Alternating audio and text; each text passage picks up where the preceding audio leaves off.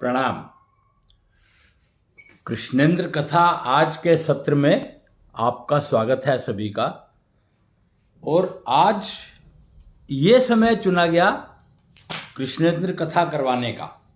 शाम संध्या का समय है। ये संध्या यानी जब सूर्य और चंद्रमा, सूर्य जा रहा है, चंद्रमा आ रहा है।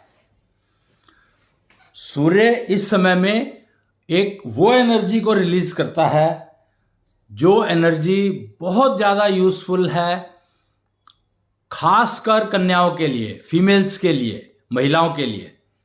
ब्लू ब्रिजो एनर्जी जो देता तो वो चंद्रमा को है, पर ये ट्रांसफर के समय में ये वातावरण में अवेलेबल है। अगर इसको हम यूज कर पाए कुच्छल सेतु का उपयोग करके, तो ये एनर्जी बहुत ज्यादा लाभ दे सकती है। प्रोसीजर आपको अडॉप्ट करना पड़ेगा, उसके बिना नहीं संभव।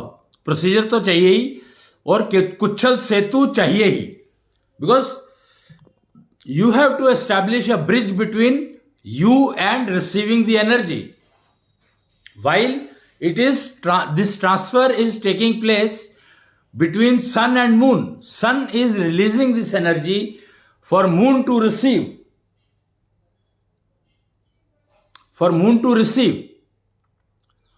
और इसके अंदर सबसे बड़ी डिस्टरबेंस का फैक्टर क्या है, ये क्यों नहीं होता, इसके बारे में क्यों जानकारी नहीं मिलती, क्यों समझ में नहीं आता ये।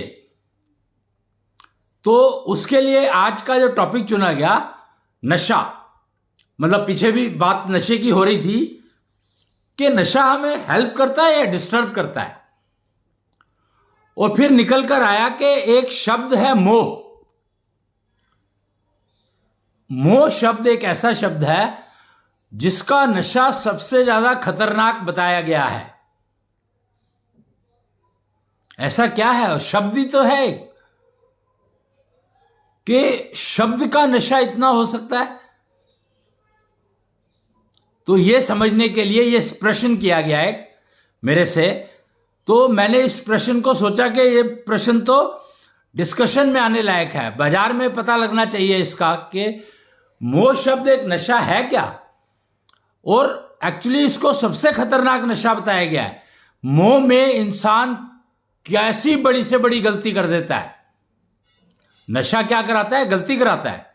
क्या नशा गलती कराता है? तो हमने देखा कि नशा गलती तो कैसे करा देगा भाई, वो करवाता तो है।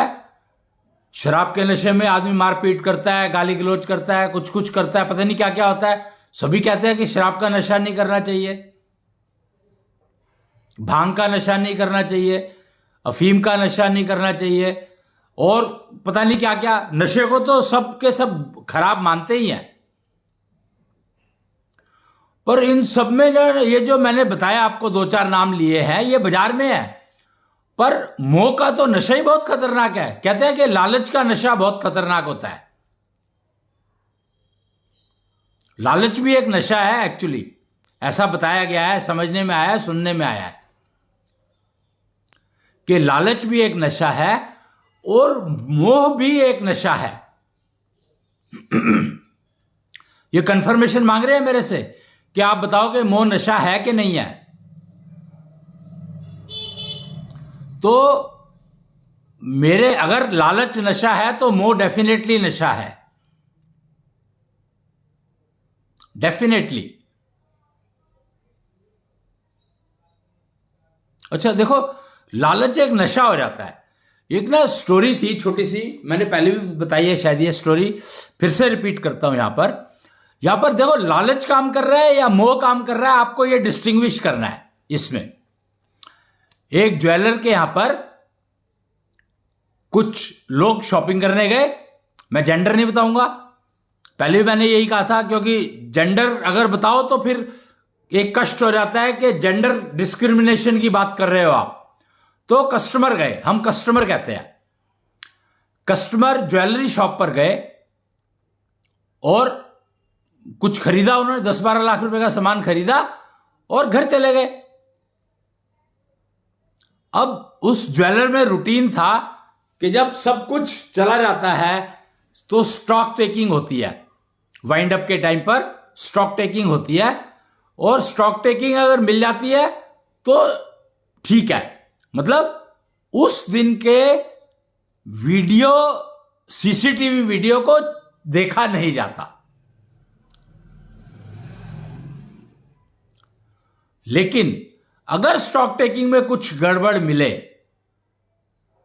तो सबसे पहले दरवाजे बंद करे जाते हैं और सबको बिठा करके सीसीटीवी दिखाया जाता है, चलाया जाता है, चाहे कितनी भी देर लगे, doesn't matter, but it has to be sorted out. ये ज्वेलर्स का रूल है, नियम है। तो जी स्टॉक टेकिंग में गड़बड़ हो गई उस दिन, वो एक दिन की बात कर रहा हूं मैं, जिसकी एक कान के कुछ तो रहे होंगे, वो क्या रहता है, ये फीमेल्स का पता होगा नाम, वो मिसिंग थे, एक जोड़ा मिसिंग था, एक जोड़ा कम था स्टॉक में। बिक भी गया होगा, हो सकता है बिक गया हो, पर बिका नहीं था क्योंकि बिलिंग नहीं हुई थी। बिल बने थे सारे के सारे, उन बिल का सारा स्टॉक मिल गया था, लेकिन एक pair of ear rings were missing and no bill was raised for that. तो सबसे पहले नेचुरली आता है किसके ऊपर डाउट? कर्मचारियों पर, वर्कफोर्स पर, जो काम कर रहे हैं। पर कहें कैसे? You have to prove, you have to actually prove, because they are working here for so many times and they must have come with some reference, because it is an expensive product. आंख बंद करके तो नौकरी दी नहीं होगी किसी को भी। रिलायबिलिटी उन पे क्वेश्चन करना is very difficult, very very difficult. तो उसके लिए सीसीटीवी का उपयोग किया जाता है। जहां पर रिलायबिलिटी इन क्वेश्चन आ जाए तो वहां पर you have to be almost 100% sure. और सीसीटीवी देखा गया तो एक कस्टमर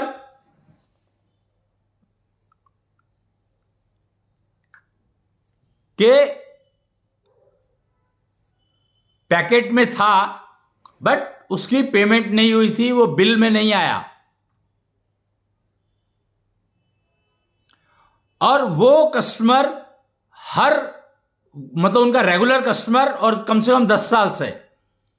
तो उसको अब ये तो कंफर्म हो गया कि वो पेयर ऑफ रिंग गया कहां है, बट कैसे गया ये भी पता लग गया। पर करे क्या? जो कस्टमर हर साल 50 लाख का माल खरीदता हो और उसको एक 20,000 के ईयर रिंग्स के लिए क्या कहा जाए? मात्र 20,000 रुपए का की रिंग था वो।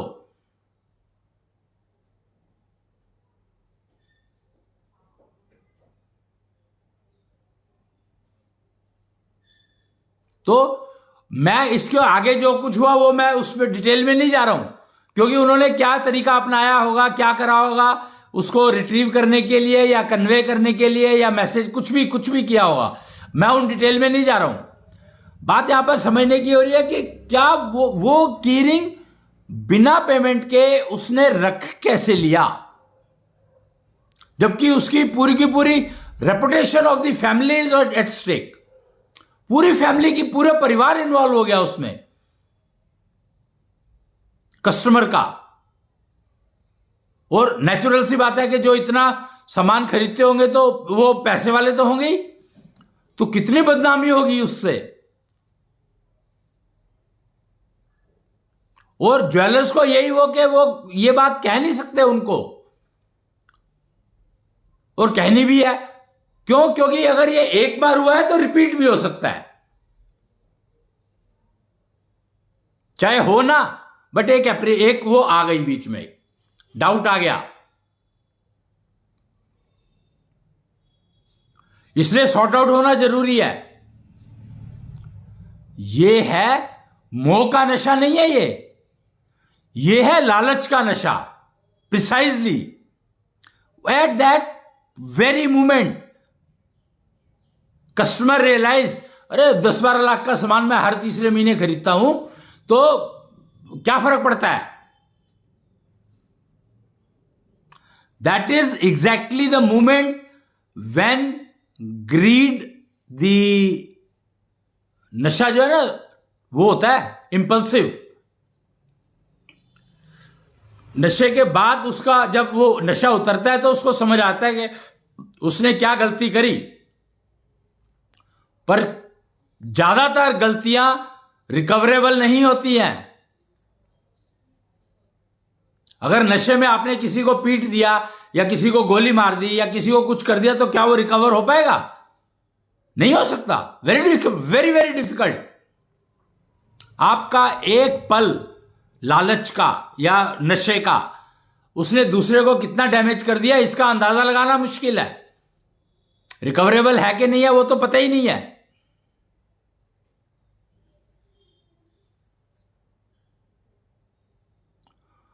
वो पल आपकी जिंदगी में कब आ जाए और अगर आप उसको नहीं समझ पाए तो कितना डैमेज कर सकता है बियॉन्ड रिकवरी।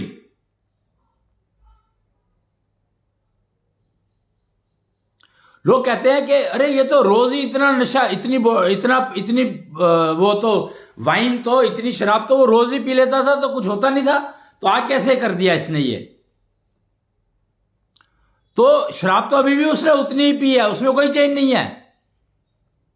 लेकिन एक दिन उसने कुछ उसको किसी को चांटा मार दिया, थप्पड़ मार दिया या गोली मार दी,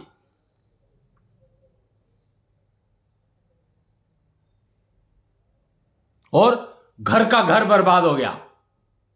अपनी जिंदगी बर्बाद हुई, दूसरे की हुई, परिवार की हुई, समाज की हुई। एक पल, एक क्षण। तो नशा इसलिए मना करते हैं लोग कि नशा मत करो, नशा नहीं करना चाहिए। उसका कारण है कि वो नशा कितना डैमेज कर दे और कब कर दे। प्रॉब्लम एक ये भी है कि एक तो कब कर दे ये नहीं पता और कितना कर दे ये नहीं पता। Undefined, absolutely undefined.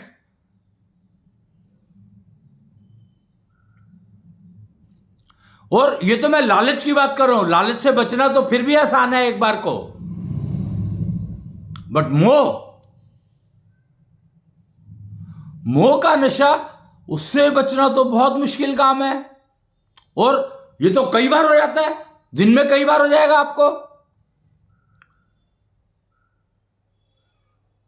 और किसी ना किसी चीज का मोह आपको लगा ही रहेगा, तो आपकी तो जिंदगी बर्बाद है ही है। आपकी जिंदगी तो कभी ठीक चल ही नहीं सकती। इसीलिए कहते हैं कि मोह से जान छुड़ाओ, पीछा छुड़ाओ, नहीं छूटता। और इसी मोह से पीछा छुड़ाने के चक्कर में सारी जिंदगी वेस्ट हो जाती है, बेकार हो जाती है, बर्बाद हो जाती है।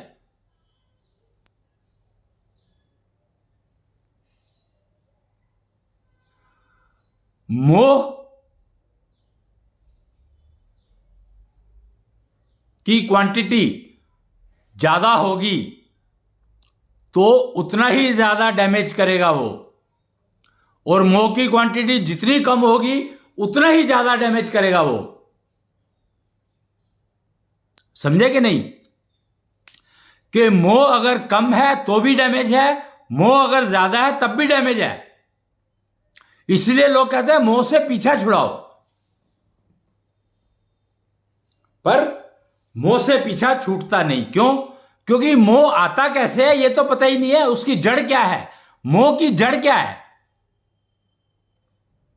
और जब तक आपको मोह की जड़ नहीं पता लगेगी तो उसके ऊपर तो फल फूल लगते ही रहेंगे, रुक नहीं सकते, लगेंगे ही। और वर्स्ट पार्ट के मोह के पेड़ पर जो फल लगते हैं वो किस तरह का फल लग जाए पता ही नहीं है। कड़वा होगा, मीठा होगा, आम होगा, पपीता होगा, केला होगा, संतरा होगा, मतलब कुछ नहीं पता कैसा पेड़ लग जाए, उस पे कैसा फल लग जाए उस एक पेड़ पर।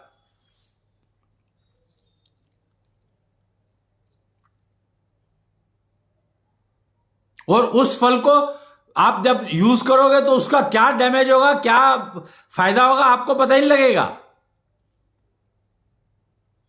जब डैमेज हो चुका होगा तब समझ में आएगी कि हो ये हो गया। डजेंट मैटर, फिर से रिपीट होगा। वो कहते हैं कि गलती रिपीट करने वाला सबसे बड़ा मूर्ख होता है।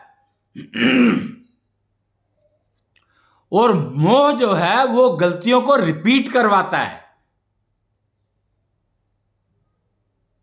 बार बार करवाता है, एक ही गलती को बार बार करवाता है। उसका मूल ही मोह है। गलतियों के पिता ही मोह हैं, फादर ऑफ मिस्टेक्स।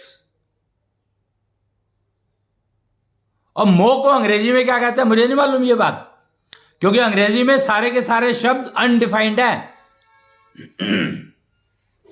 वो किसी को भी कुछ भी कह देते हैं, उनके वर्ड है ही नहीं, गिनती के वर्ड, शब्द ही नहीं है। अंग्रेजी की डिक्शनरी में तो वर्ड्स ही नहीं है।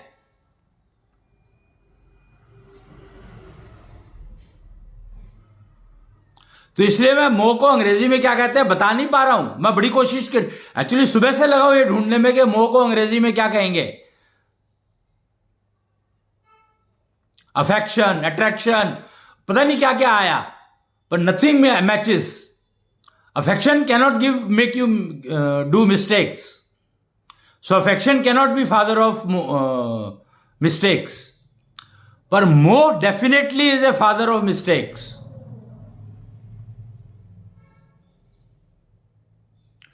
मोह, लालच, अगर एक मतलब आप अगर वो लगाना चाहते हैं, थोड़ा मैथमेटिकल इंडिकेशन से समझना चाहें, तो अगर लालच को आप 1 नंबर देंगे तो मोह को 1,00,000 नंबर मिलेगा। ये सोच लो, आप समझ लो। और लालच has only 1 type, where as मोह जो है उसके ऊपर तो हर तरह का फल लगता है भाई, हर तरह का। जो तुम सोच सकते हो वो फल उसके ऊपर अवेलेबल है, मोह के ऊपर।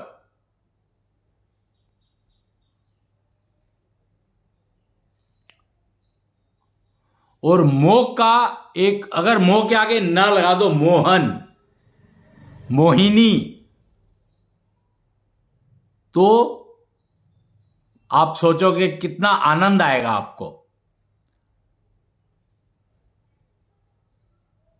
मोहन कहते ही मन आनंद से भर जाता है।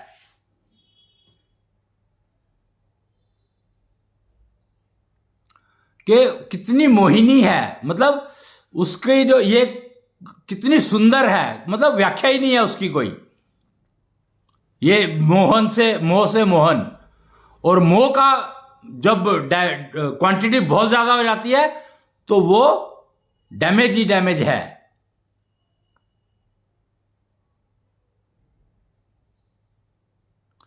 तो और मोह का रूट क्या है भाई, मोह की जड़ क्या है? तो आज मैंने यह डिसाइड किया था कि हम मोह के बारे में चर्चा करेंगे और मोह की जड़ की खोज हो चुकी है। मोह की खोज हो चुकी है कि मोह के पिता कौन है, मोह को जन्म कौन देता है। तो मोह को जन्म देता है gender contradiction. Gender contradiction is the father of मोह। चाहे वो इतना हो चाहे इतना हो।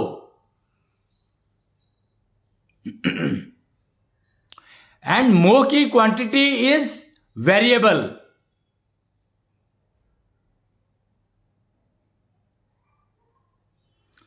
जैसे जेंडर कॉन्ट्राडिक्शन की डिग्री होती है, ऐसे ही मोह की डिग्री हो गई नेचुरली, क्योंकि फादर तो जेंडर कॉन्ट्राडिक्शन है। तो जेंडर कॉन्ट्राडिक्शन की डिग्री रिफ्लेक्ट करती है कि आपके मोह की क्या पोजीशन है आज की, अभी की करंट पोजीशन। शंख टेक्नोलॉजी से मेजरमेंट होती है ये।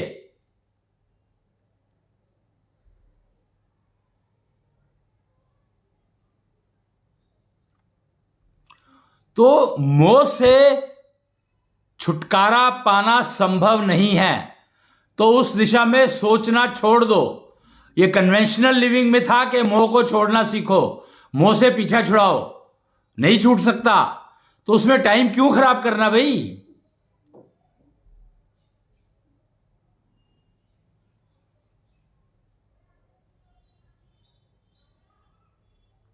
जो चीज छूटनी संभव ही नहीं है उसको छोड़ने के लिए अपना समय क्यों खराब करते हो, क्यों अपनी जिंदगी को खराब करते हो,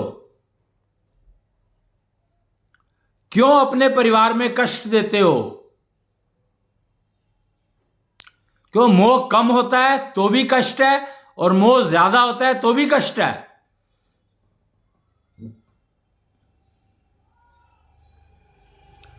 तो मोह को अगर आप स्टेबल कर लो, मोह के साथ रहना सीख लो, मोह के साथ रहना सीखना है तो आपको अपने जेंडर कंट्राडिक्शन को मैनेज करना सीखना होगा। बिना उसके काम चलने वाला है नहीं।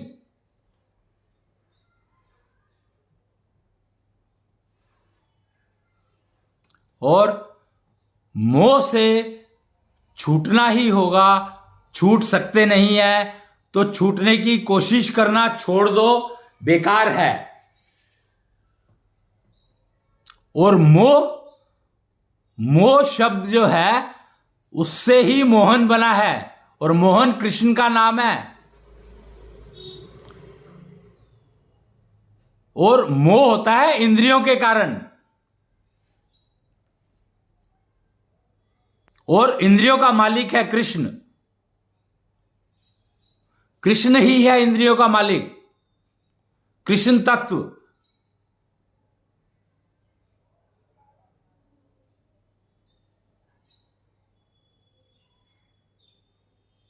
तो मोह को समझो, उसको उपयोग करना सीखो, उसको नियंत्रित करने का वो मतलब, वो कहते हैं ना कि मोह से जान छुड़ाने का कोई फायदा नहीं है, छूटेगी नहीं तो समय ही खराब करने वाली बात है।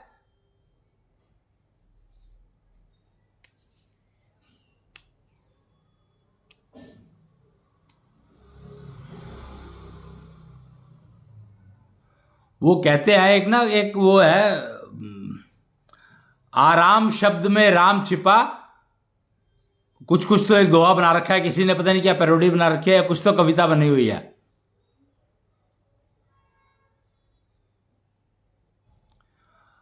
अब एक आ और आ, ये दो वो है वर्ण हिंदी भाषा के।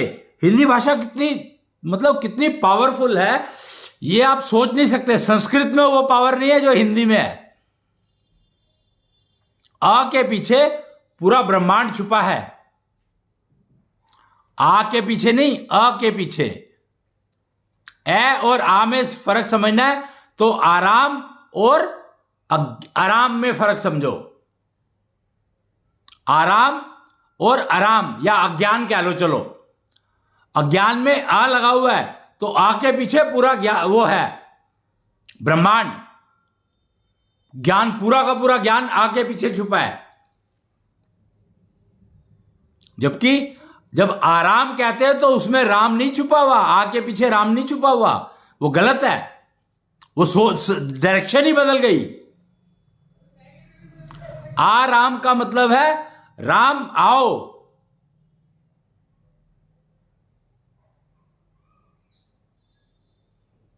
और आ का मतलब है ब्रह्मांड छुपा हुआ है उसके पीछे। कितना फर्क हो गया।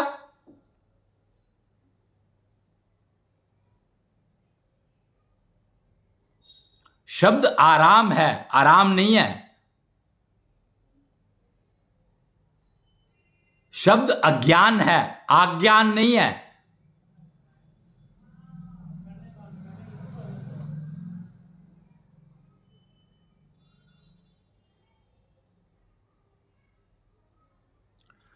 तो ये आप को प्रणाम।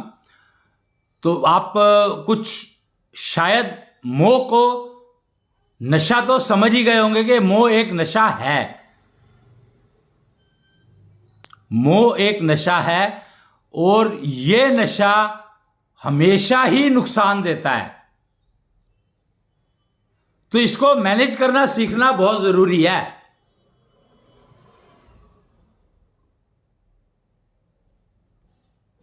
ऐसे ही एक और ना, हिंदी के शब्दों को देखो कैसे समझना पड़ेगा।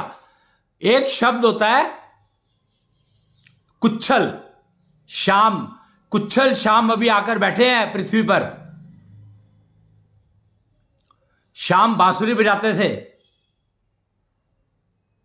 श्याम तेरी बंसी। तो अब वो कलयुग में कुच्छल श्याम बनकर आए हैं। कुच्छल यानी छल को कुचलने वाले। और अब इनकी बांसुरी धुन नहीं बजाती है, नाद करती है, सर्वनाश करती है। अब इनकी बांसुरी सर्वनाश करती है। किसका सर्वनाश? अज्ञानता का, कंफ्यूजन का।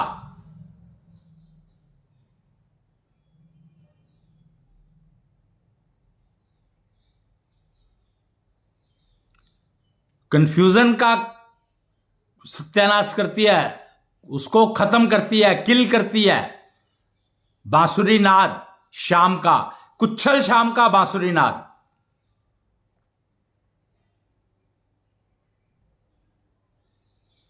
और ये अभी आए हैं 3 तारीख को, पता नहीं 1 तारीख को, नहीं 3 तारीख को आए हैं। कृष्णाष्ट चालिया खत्म हुआ था उस दिन, पूर्णाहुति डली थी अंबाला में। अंबाला में आए हैं ये। इन्हीं को स्थापना के लिए मुझे जाना पड़ा था वहां पर।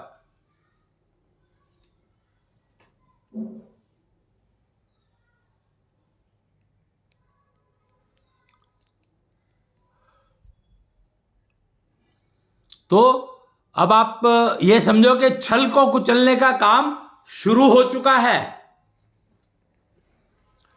बांसुरी का नाद जहां जहां पहुंचता जाएगा वहां वहां से छल समाप्त होता चला जाएगा।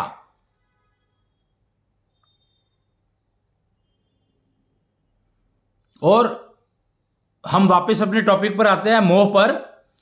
Gender contradiction. अगर आपके अंदर जेंडर कॉन्ट्राडिक्शन है कि नहीं है या कितना है, इसको समझना है तो आपको, अगर आपकी लाइफ में कहीं पर भी फेलियर है, जेंडर कॉन्ट्राडिक्शन का रिजल्ट होता है failure, any kind of failure. If you have any failure in life with respect to anything, so that is attributed, that is induced, that is given by your gender contradiction. Higher the degree of gender contradiction, higher the chances of failure are. And different kind of failures. I mean, failure in family life, failure in managing kids, failure in managing job, failure in managing diseases, failure in getting rid of diseases, failure in exams. Any failure is definitely connected with gender contradiction. If you have any failure in life, you have gender contradiction. Rest assured that you are affected by gender contradiction. For sure, it is definite.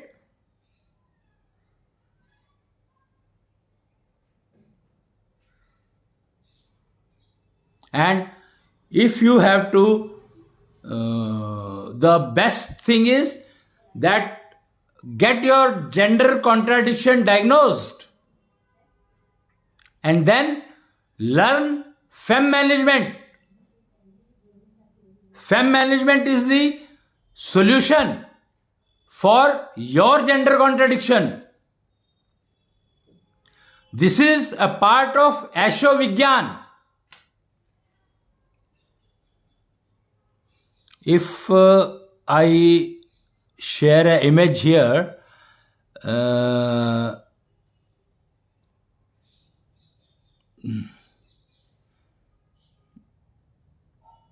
I would like to just share an image here about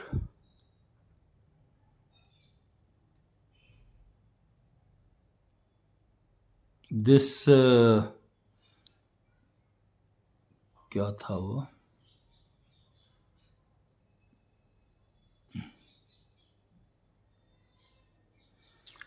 I am trying to locate a pic I had seen some time back, that what is the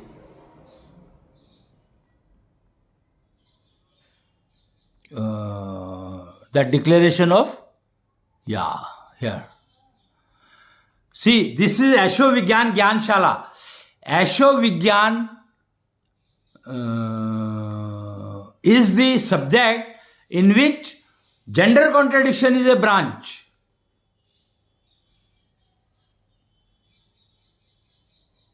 And this moh, the degree of gender contradiction, the subjects like moh, greed, lalach, ईर्ष्या, इन subject से जो कि जिंदगी से निकल नहीं सकते, जा नहीं सकते, तो उनको मैनेज कैसे करना है वो सीखना, समझना और उसको अपनी जिंदगी में एडॉप्ट करना. That is, these are the responsibilities, these are the reasons which are inducing failure in life at various points.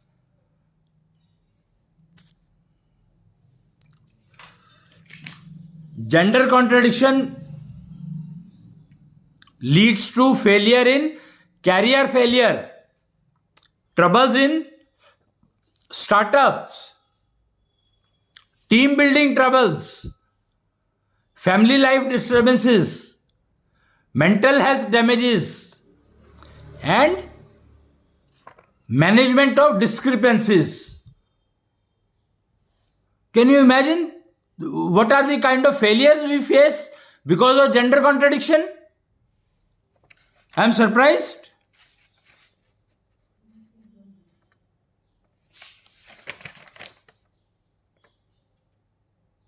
And the areas where we have to take care of: education, examination, career failure, apprehensions in profession. Even apprehensions are due to gender contradiction. Marriage, failure in marriage, biggest problem today. And India has started facing it badly now. Troubles in family life, delays in decision making, technical troubles, team building, project execution, time delays, mental health disturbances, and it seems the parameters responsible for gender contradiction, the parameter which gets disturbed because of gender contradiction are Ashonidhi and E square quotient. Ashonidhi is mental wealth, not health, mental wealth. And E square quotient is your learning capability, learning efficiency. And it is measured by, the gender contradiction is measurable by your spiritual eligibility level. It is measurable through Shankh technology. I can show you one more pic here. Shankh technology.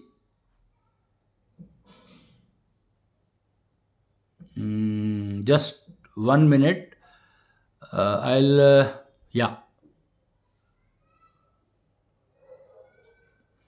This is shankh technology. So this can help. आज की shankh technology यानी today's technology, shankh technology, which is element, air element recycler, is usable to learn to maintain your gender contradiction or degree of moh and greed and jealousy. This is for self.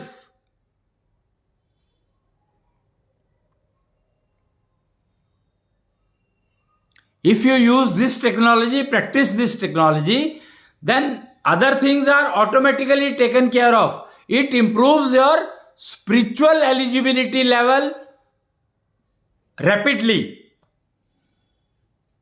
So procedure has to be adopted well.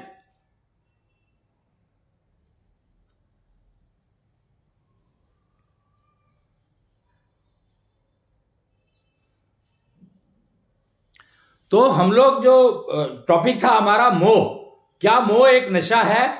तो ये confirm होता है कि मोह definitely एक नशा है, और इस नशे से बचने की कोशिश करोगे तो भी नुकसान होगा, और अगर ज्यादा ले लोगे तो भी नुकसान होगा. इसलिए इसको मैनेज करना ही सीखना पड़ेगा. बचने का कोई फायदा नहीं है. No point. You can't find an escape route. It's not available. It has not been given by nature. Nature has given protection to it. So if something is protected by nature, you cannot disturb it.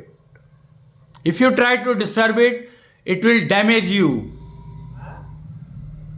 very badly. And that damages are immeasurable.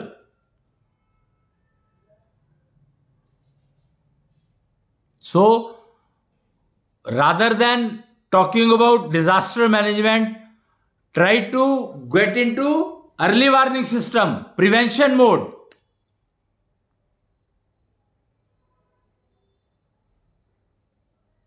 I am not talking about elimination mode. I am talking about prevention mode. So here I am not eliminating moh. I am not trying to eliminate moh. मोह से छुटकारा नहीं पा रहा हूं मैं सिर्फ मोह को मैनेज करना सीख रहा हूं.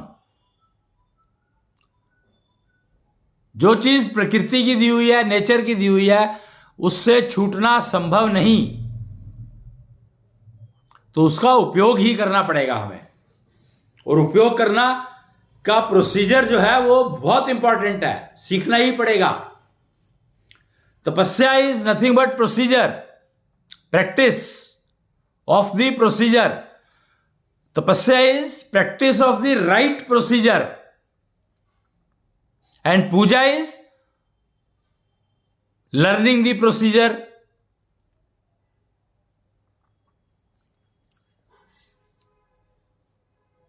And that's it. That's the whole life about it. There is nothing much, nothing more. Ashovigyan, the subject, has already in discussion in market since 1995. If you remember, 96 was the year of change when Ganesh declared the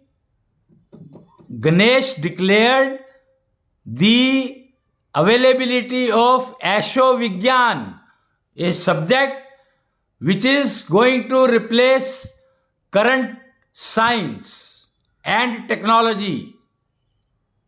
Both are being replaced by Ashovigyan. So total education has to migrate to Ashovigyan. In absolute terms, there is no choice given.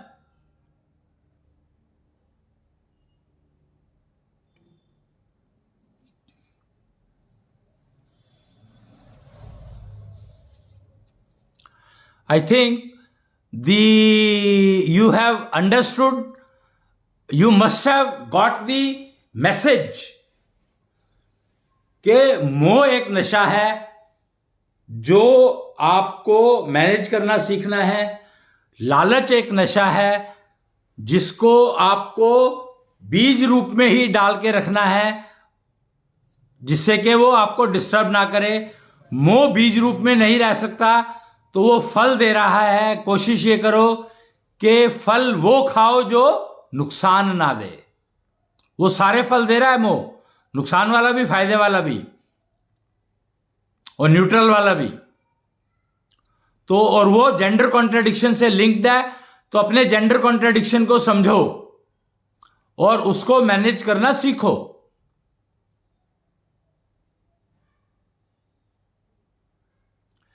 तो आज की कथा थोड़ी छोटी रहेगी क्योंकि शाम को शुरू किया और अब संध्या भी समाप्त हो रही है, अंधेरा होने लगा है।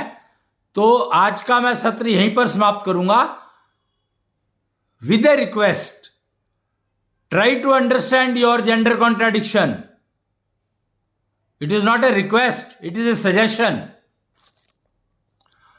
Or it is taken care of by implementing practical Sanatanata in your life.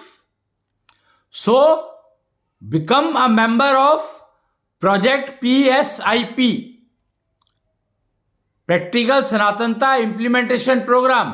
Join the program today, as early as possible. Asho Vigyan Gyanshalas are available.